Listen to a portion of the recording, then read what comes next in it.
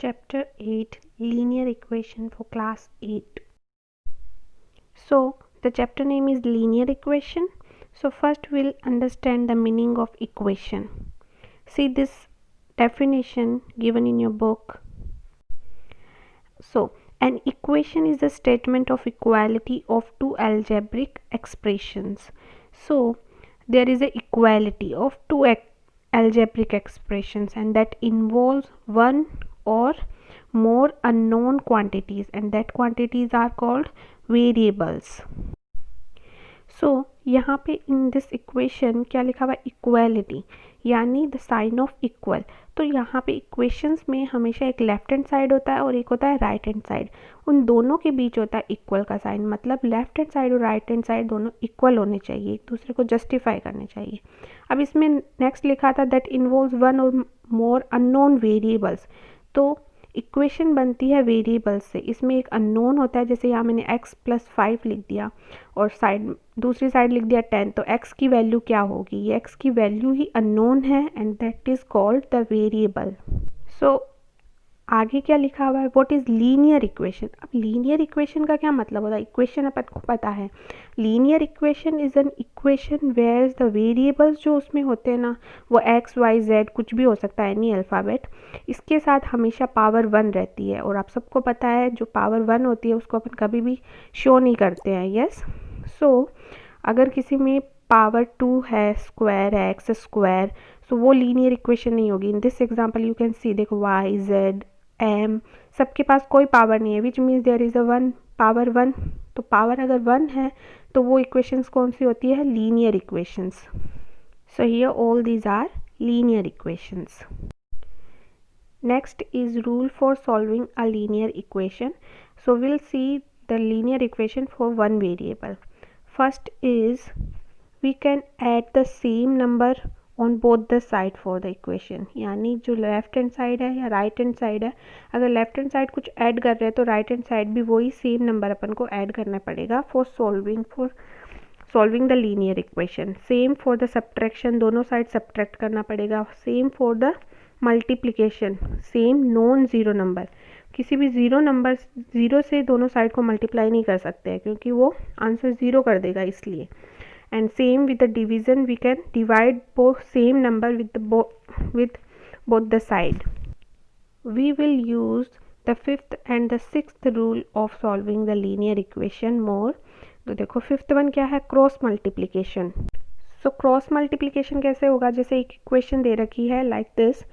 सो आपको क्या करना है, जो डिनोमिनेटर है in the left hand side वो न्यूमिनेटर राइट हैंड साइड की न्यूमिनेटर से मल्टीप्लाई हो जाएगा और सेम अपोजिट साइड दूसरा भी ऐसे ही हो जाएगा. इसको क्या बोलते हैं, क्रॉस मल्टीप्लाई.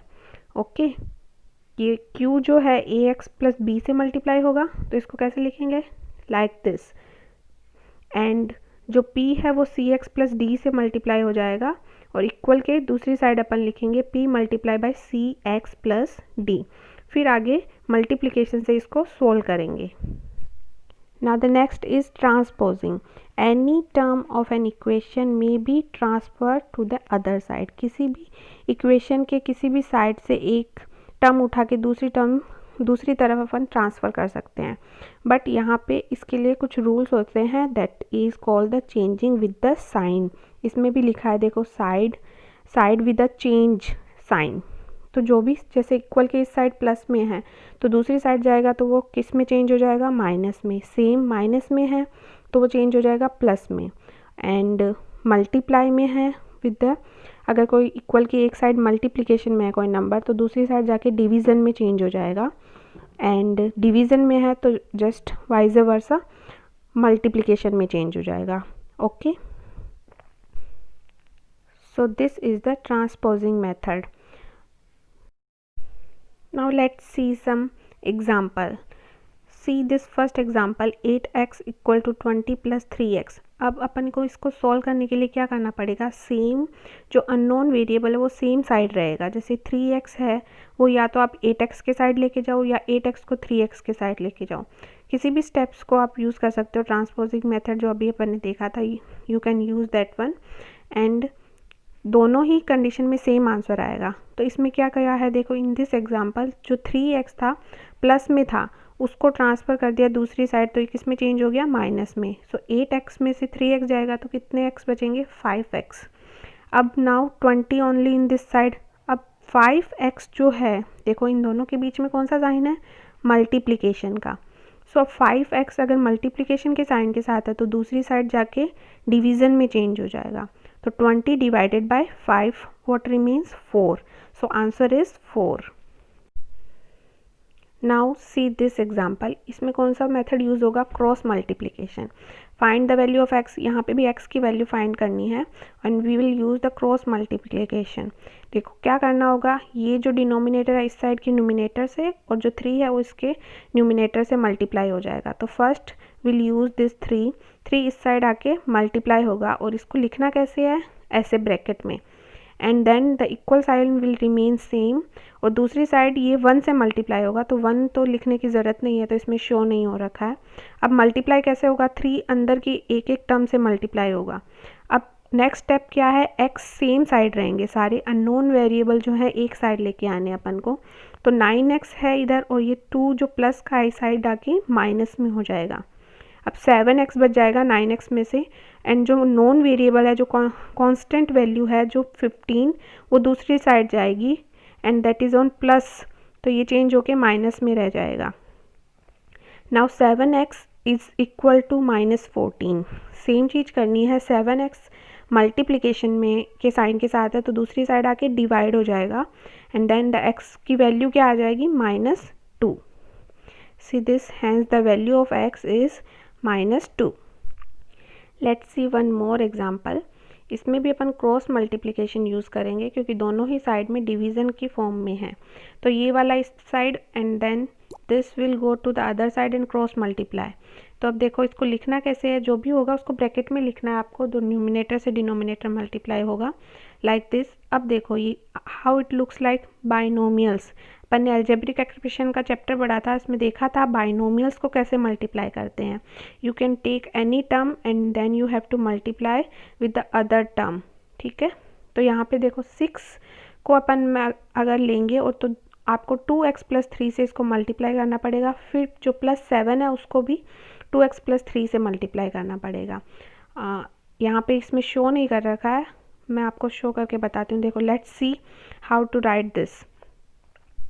देखो इसको ऐसे लिखेंगे, फर्स्ट विल टेक 6x, अब इसको मल्टीप्लाई करेंगे 2x + 3 से, ओके। दूसरा टर्म क्या है, +7, इसको भी सेम 2x + 3 से मल्टीप्लाई करेंगे, ठीक है। तो अब इसको सोल्व करके अपन लिखेंगे तो जो आंसर आएगा वो नीचे दिया हुआ है इस क्वेश्चन में। देखो 6 को पहले अपन ने 2x + 3 से मल्टीप्लाई किया था, तो let's see how to do. 6x will multiply by 2x। So 6x को 2x से मल्टीप्लाई करेंगे तो कितना बन जाएगा, 12x²। ये ध्यान रखना, x मल्टीप्लाई हो गए x² बनेंगे। फिर 6x 3 से मल्टीप्लाई होगा तो कितने बनेंगे, 18x। अब नेक्स्ट में था 7 होगा 2x से तो 14x, एंड 7 जब 3 से होगा तो +21। अब यहाँ पे सेम अगर वेरिएबल की कोई टर्म है तो उनको अपन को ऐड या सब्ट्रैक्ट करना पड़ेगा विद देयर रेस्पेक्टिव साइन। तो ये 18 और 14 दोनों ही प्लस में थे तो 32x हो जाएंगे और बाकी जो है वो सेम रहेगा। तो यहाँ पे क्या बन गया, 12x + 32x + 21। Same will do in the right hand side. 4x को 3x से मल्टीप्लाई करेंगे, कितना आएगा, वापस सेम 12x²। फिर 4x को 2 से मल्टीप्लाई करेंगे तो कितना आ जाएगा, 8x। फिर 5 को 3x से मल्टीप्लाई करेंगे तो आएगा 15x, और 5 को 2 से मल्टीप्लाई करेंगे तो आएगा +10। नाउ इसमें भी सेम वेरिएबल की टर्म रहेगी 8x और 15x, तो दोनों क्या हो जाएंगे, ऐड हो जाएंगे, तो कितने बनेंगे, 23x। बस अब आपको सेम वेरिएबल सेम साइड में लेके जाने हैं और जो कांस्टेंट वैल्यू है वो एक अदर राइट हैंड साइड में रहेगी, बाकी जो अननोन वैल्यूज़ है वो लेफ्ट हैंड साइड में। सो अननोन कौन सी है, 12x² एंड 12x² दूसरी साइड भी है, तो ये जो 12x² है ये इस साइड आ जाएगा। एंड नेक्स्ट इज 32x और 23x, तो 23x भी इस साइड आ जाएगा। अब जो कांस्टेंट वैल्यू है 21 और 10 ये न्यूमेरिकल वैल्यू है, ये 21 दूसरी साइड चला जाएगा।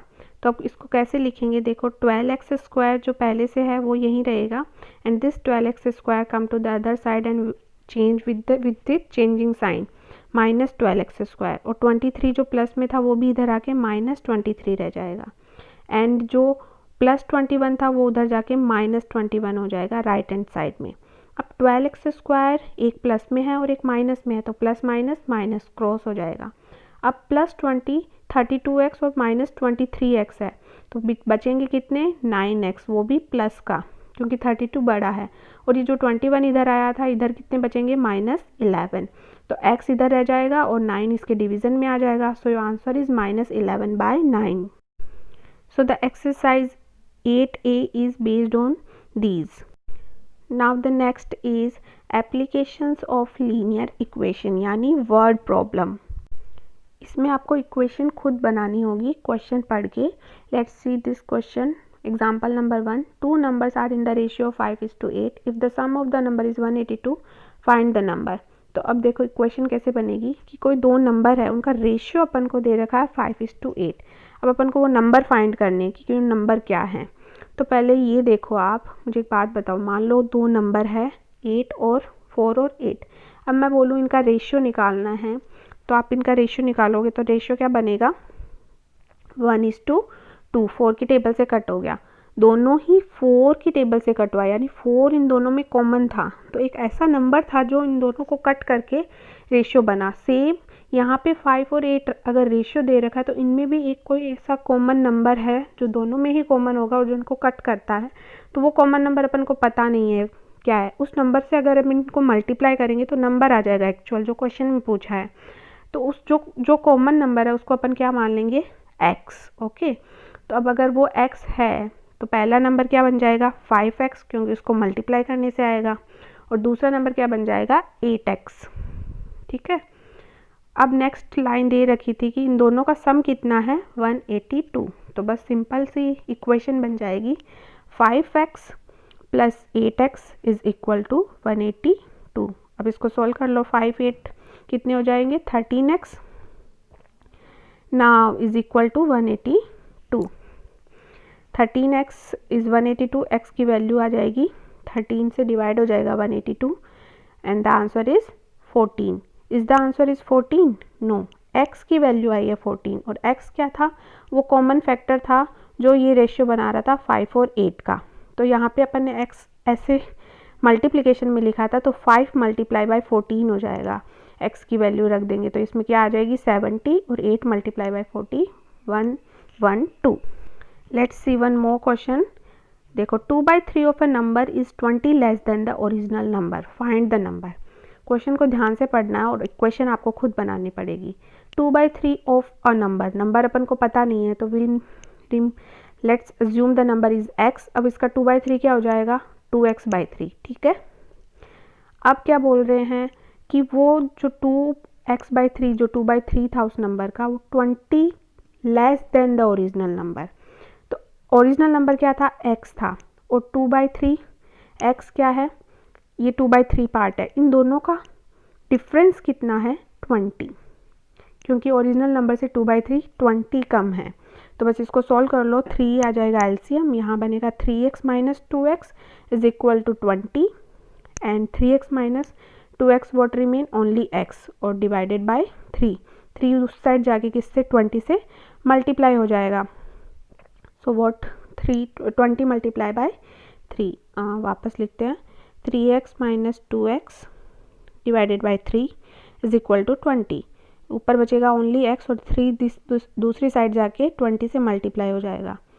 सो x की वैल्यू क्या आ जाएगी, this will multiply 60। So the value of x is 60। तो फाइंड द नंबर अपन ने एज्यूम किया था x, that is 60। Now let's see this question. Find the number whose fifth part increased by 5 is equal to the fourth part diminished by, diminished का मतलब होता है कम कर देना, by 5। यानी एक नंबर है, let's assume the number is x, इसका फिफ्थ पार्ट क्या हो जाएगा by 5 डिवाइडेड by 5। इसमें अगर 5 इंक्रीज कर दें सो +5, ये किसके इक्वल आएगा, the fourth part of the same number. तो फोर्थ पार्ट ये तो था फर्स्ट लाइन का आंसर, फोर्थ पार्ट क्या बनेगा, x डिवाइडेड बाय 4 -5 डिमिश्ड लिखा है यानी इसमें कम कर देंगे अगर -5, तो ये दोनों एक दूसरे के इक्वल रहेंगे। नाउ बस इक्वेशन बन गई। अब इसको सॉल्व ही करना आपको। एलसीएम आएगा 5, यहाँ हो जाएगा x plus 25 and equal to 4 आ जाएगा यहाँ पे एलसीएम, 4 प्लस 4 माइनस 20।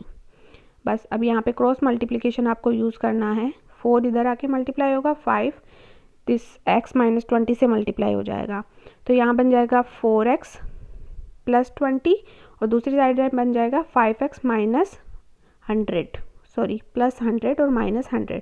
तो अब इक्वेशन रह गई है 4x plus 100 is equal to 5x minus 100। तो 4x एक साइड आ जाएगा, 4x और 5x, तो बचेगा माइनस x, और जो 100 है वो दूसरी साइड जाएगा, तो ये भी माइनस में आ जाएगा, तो बनेगा माइनस 200। सो वापस लिखते हैं x is equal to minus x is equal to minus 200। अगर किसी भी इक्वेशन के दोनों ही साइड माइनस है, minus x is equal to 200, तो माइनस माइनस कट होके x की वैल्यू क्या आएगी, 200। आप इसको चेक करके देखो, इसका फिफ्थ पार्ट कितना होता है, 40 में प्लस 5 किया, कितने आए, 45। फिर आगे लिखा था ये किसके इक्वल आएगा, इसके फोर्थ पार्ट में, तो 200 था अपना नंबर, इसका फोर्थ पार्ट कितना हो जाएगा, 50। इसमें 5 कम करने हैं, तो 5 कम करेंगे तो कितने आ जाएंगे, 45। दोनों ही चांस में 45 आ रहा है, यानी आंसर सही है, 200 is the correct answer. Thank you so much.